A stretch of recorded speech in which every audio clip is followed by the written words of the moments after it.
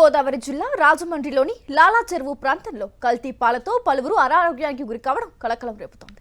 లాలా చెరువు, చౌడేశ్వరి నగర్, వెంకటేశ్వర నగర్ ప్రాంతాల్లో నివసించే చిన్నారులు, వృద్ధులు అనారోగ్యానికి గురయ్యారు. పాలల్లో కల్తీ కారణంగా అనారోగ్యం బారిన పడినట్లు వైద్యులు ప్రాథమికంగా గుర్తించారు. మొత్తం ఈ రెండు ప్రాంతాలకు కోరుకొండ మండలం నరసాపురంకు చెందిన ఒక వ్యక్తి రోజువారీ పాలు సరఫరా చేస్తూ ఉన్నాడు. పాలు పోసిన గణేష్ అనే వ్యక్తిని అదుపులోకి తీసుకుని విచారిస్తున్నారు పోలీసులు. ప్రస్తుతం బాధితులు రాజమండ్రిలోని పలు ఆసుపత్రుల్లో చికిత్స పొందుతున్నారు. మరోవైపు వైద్య శాఖ సిబ్బంది ఇంటింటికి వెళ్లి స్థానికుల ఆరోగ్య పరిస్థితిపై ఆరా తీస్తున్నారు.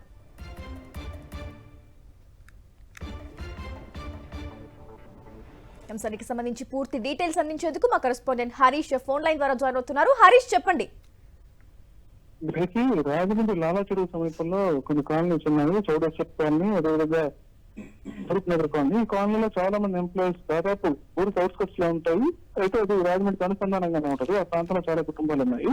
కొద్ది రోజుల క్రితం, దాదాపు 3-4 రోజుల క్రితం నుంచి అక్కడ కొంతమంది వృద్ధులకి 60 నుంచి 70 సంవత్సరాల వయసున్న వృద్ధులతో పాటు చిన్నారులు, 3 ఏళ్ల వయసున్న ఒకరిద్దరు చిన్నారులు కూడా ఒకసారిగా అనారోగ్యం ఏర్పడింది. దాంతో ఒక కుటుంబం అయితే వాళ్ళ అబ్బాయి చిన్నపిల్లాడు 3 ఏళ్ల వయసు ఉంటుంది. ఆ అబ్బాయికి ఒకసారిగా వాంతులు కావడంతో హాస్పిటల్ తీసుకెళ్ళడం జరిగింది. 2 కిడ్నీలు ఫెయిల్ అయ్యాయని చెప్పారు. అంత చిన్నారికి ఈ రకం సమస్య ఎందుకు వచ్చిందనని వాళ్ళంతా తీవ్ర ఆందోళన పొందుతున్నారు. ఈ నేపథ్యంలో మరికొంతమంది కూడా ఆ చుట్టుపక్కల వాళ్ళు అంతా కూడా అనారోగ్యానికి గురవటం, వృద్ధులు కావటం, వాళ్ళంతా దీనికి ఏం కారణం ఏంటనే విషయాన్ని ఒకసారి పరిశీలిస్తే అక్కడ వైద్యాధికారులు అయితే వాళ్ళు తీసుకుంటున్న పాలు ఏవైతే ఉన్నాయో అది కంటామినేట్ అయిన పాలు అని చెప్పి ప్రాథమికంగా వాళ్ళ శాంపిల్స్ బట్టి నిర్ధారించడం జరిగింది.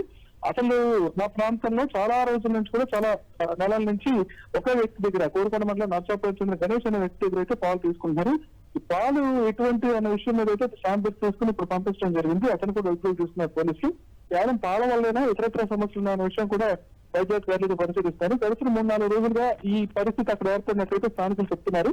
వీళ్ళందరూ దాదాపు ఇప్పుడు వాళ్ళకి 8 మంది, ఈ వివిధ కుటుంబాలకు సంబంధించి అయితే 8 మంది దాకా ఈ అనారోగ్యం బారిన పాలైన వారు ఉన్నారు. మిగతా వాళ్ళ పరిస్థితి ఏంటనే విషయం కూడా పరిశీలించడానికి ఆ కాలనీలో వైద్య బృందాలు కూడా పర్యటించి ఇంటింటికి వెళ్ళి వాళ్ళ పరిస్థితులు అయితే పరిశీలిస్తున్నారు. వాళ్ళకి మెడికల్ టెస్టులు అవసరమైన చేస్తున్నారు.